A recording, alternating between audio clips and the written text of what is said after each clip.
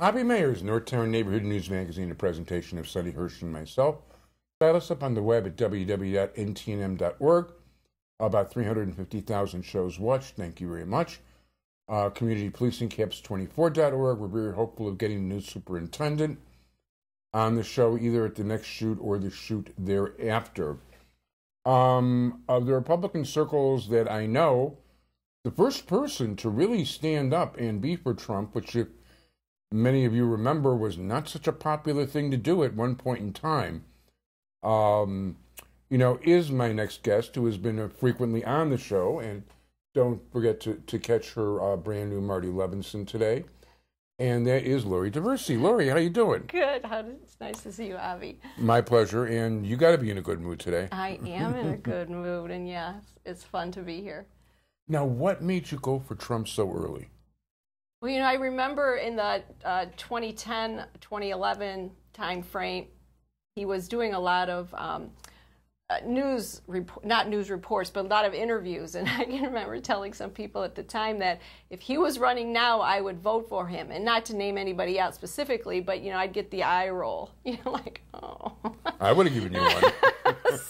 so when he went to run, I was like, oh, well then I'm for Trump. Now I did, get a little frightened at the beginning, and I oscillated between him and another candidate every now and then, but I just really had to go with my gut that I was looking for somebody that was loving America, had experience running large organizations, large companies, knew how to do budgets, knew how to get the right people in the right positions.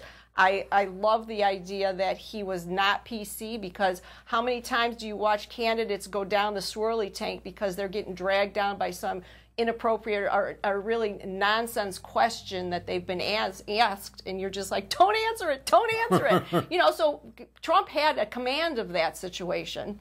And I wanted, more of a general type, somebody that was going to, say, this is what I said not to do, and not, oh, well, now I said not to do this. Oh, but now I'm saying not to do this. It's like, seriously, I gave you you signed a contract. I gave you a rule. Don't break the rule, and there's a consequence. We've gotten very slack in our lifestyle that people aren't held accountable for breaking the rules, which I think is a problem. I think it's a big problem. I think so too. Anybody agree? So I did support Trump, and I know at the end, right before the election, I had the opportunity to join the Evangelical Hispanic Coalition, Two Women with That, and go down to Ohio and campaign there because it was a swing state. We wanted to make sure that we could do what we could do to help with the Trump campaign at the last minute. So it was really fun. We went down to Cincinnati.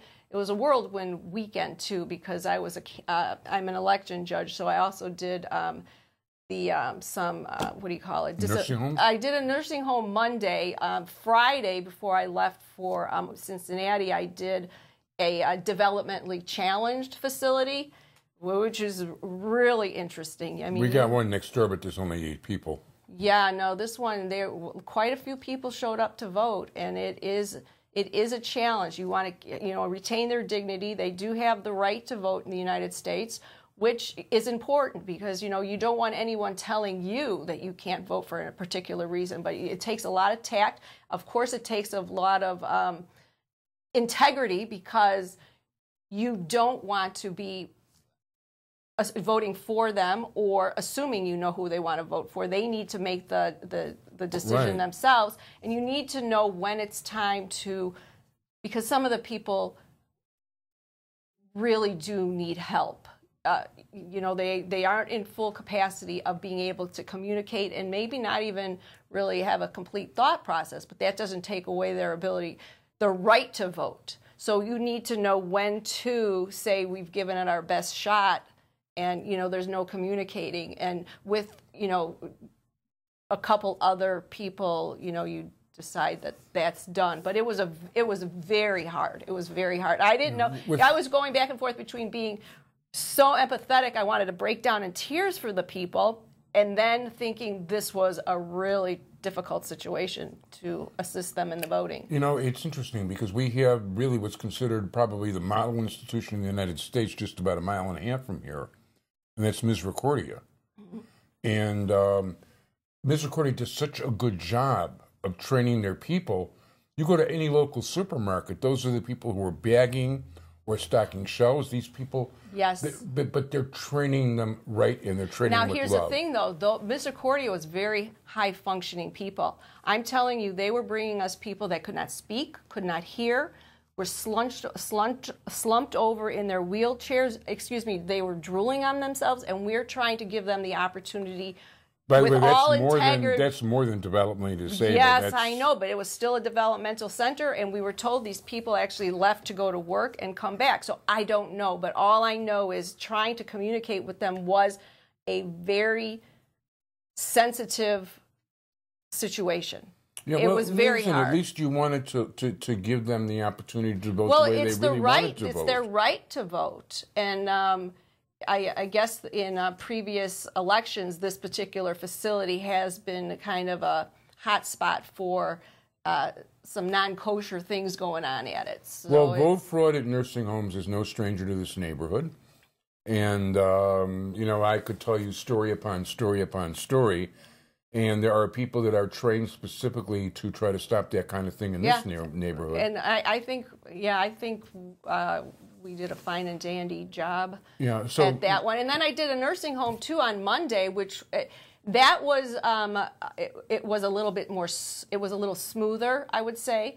But it did have its challenges as well. And one in particular stands out, an elderly woman. She sits down and all of a sudden she starts screaming, "Where are the socialists on this ballot? Where are the socialists on this ballot?" You know, I was like, "Ma'am, this is America. We don't have any socialists on this ballot. I want the socialists. I'm only going to vote for the socialists." And then we all just backed off and, and left her to be. But, you know, she filled out her ballot. I don't know what she did, but probably Green Party would be closest, but the Democrats aren't that far either. Well, you know, you could get sarcastic and funny, but as an election judge, you cannot do that. You know, actually, early in the year when both Hillary Clinton and Debbie Wasserman Schultz were asked, what's the difference between their further to the left stances than ever before within the Democratic Party, what the difference is between that and socialism, both chose not to answer that question. You know what? And I'm telling you, the comedic part of my brain was going 240 on what I could say to this woman, but really it was just like, man, we don't have any socialists on the ballot. Yeah. So, you know what? Let's talk for a minute about the campaign. Did you know, I saw a picture of you on Facebook. It almost looked like you were photoshopped in with Trump. But oh, no! Oh, you know, I was trying so hard to, get to one of those later rallies. But no, doesn't that cardboard cutout look just like him? And actually, that's a cardboard cutout. Oh, no wonder it looks like that. Yes, no, yeah. Trump and I are buds now, but no. Did you meet him? No, I never did get to meet him. Okay. But I can always say, because going down with the when we went down, we were going specifically for the Trump organization. Or the Trump campaign, whatever you call it, and they paid our hotel bill. So I can always say that I have a hotel bill that was paid by Donald Trump. Was it a Trump hotel? Thank you, President Donald Trump. No, it wasn't. Okay. Not in Cincinnati. Not yet, anyway. He's going to put one there because Ohio and Florida, we got some more Trump stuff getting built. But yes, no. So, yeah, but when we got down there and we were canvassing this lovely neighborhood, it was definitely a blue-collar neighborhood, and people loved Trump. There was no ifs or buts. This neighborhood community loved Trump. It was the best thing in the world. It was like, our job is done here. We hadn't even started.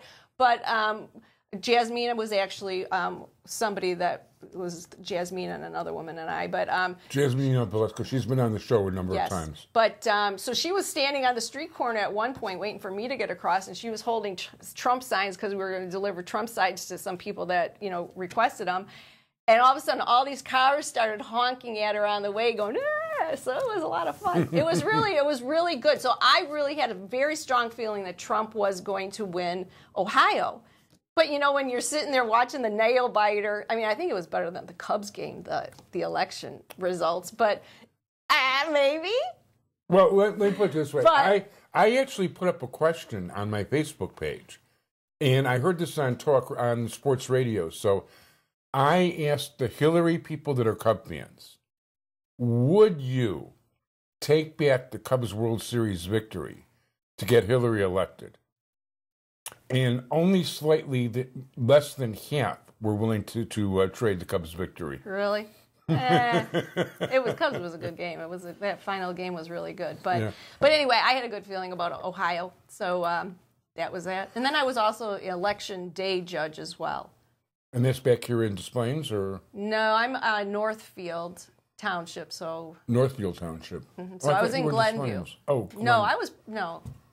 Okay. But I'm a precinct captain for 2 precincts in Maine Township. Gotcha. So that's another thing I did right before the election too. Made sure my precinct people had all the info they could have. Okay, let's move. You know what? We're running out of time. Okay, so as far as my precinct stuff goes, I mean, Illinois did not as well as Trump did as far as our politics and elections, which is really I wanted to talk about that too. I'm sorry we ran out of time. Do you want to talk about Cave? We can talk about that or Cave? No. We'll go with this great T-shirt I've got because we did get Madigan down a notch. He's not super majority anyway, so that's very good. We got 4 more House seats. I don't think we did anything good in the Senate.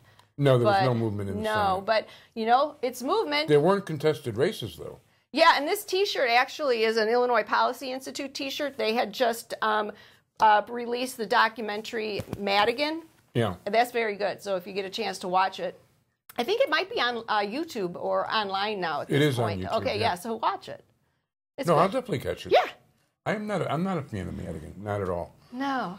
So, by the way, Lori is also an entrepreneur. Well, yes, and I saved this. This is a little bit of a sadness about this, but I did decide on October 1st to close Cave Chick. Oh, you're kidding. No, the free market spoke. So I did tell you, after she was 8 making years. vegan cookies. Yeah, they were my recipes made with. And they there were dairy places and like Whole egg-free, Foods. right? And it was tough. It was a tough decision. I toiled, but it wasn't a decision made overnight, and there were a ton of variables going into it. But the biggest variable is profitability, and it still wasn't there. So I decided to. Well, I'm sorry to hear. I know. No, I'm all right. Great name though. Yeah, it is. I still have the name. I can still say, "Hey, Cave Chick," I'll respond. Yeah. We'll see where it goes. I've got time to do other things now, and Yeah, very good. Yeah. Politically. Well, that's why I had all this time too. I could see that in the doldrums of closing my business, I was going to segue into the campaigning and all this kind of stuff, and kind of soften the blow of because it's not easy. I'm not going to say it's pleasant, but you know what? After I made the decision to close it, I actually was getting some good night's sleeps there for a while. I have since given myself reason not to sleep again, but that's another story. We can always find things to, give us stress. It's definitely true. So sorry about Cave Chick. Well, thank you. I do want to congratulate you though on. Your guy won, and I'll give you a lot of credit for that. So, Lori Diverey, and you can catch her Marty Levinson's at the beginning of the show. Which area?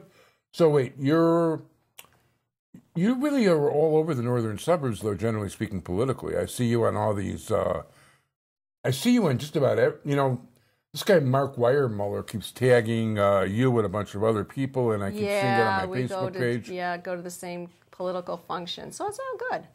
That's a lot of fun. I am looking forward to seeing what goes on in Illinois because the disconnect people have.